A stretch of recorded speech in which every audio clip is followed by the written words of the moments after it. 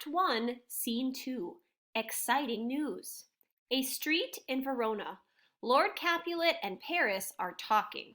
Lord Capulet, I have something to tell you. You already know that I love your daughter, Juliet. Well, I would like to marry her. My daughter is very young, Paris. She's only 13. I don't want her to marry yet.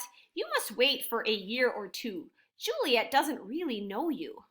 But I love her. If she marries me, she will be very happy, I'm sure.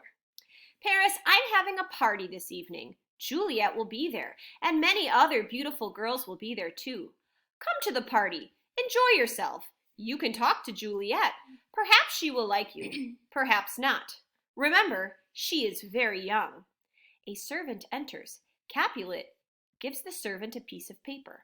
I want you to go and ask a lot of people to my party tonight. Here are their names. I would like all of them to come. Lord Capulet and Paris leave. But I can't read. What shall I do?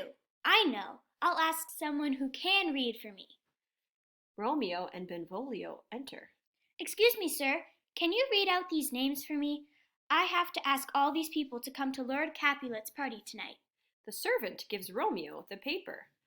Martino and his wife and daughters Valentino, and his cousins Tybalt, Lucio, Livia, Rosaline! Rosaline! Benvolio, we must go to Capulet's party! Rosaline will be there! But Romeo, Capulet and your father are enemies. That doesn't matter. I must see Rosaline.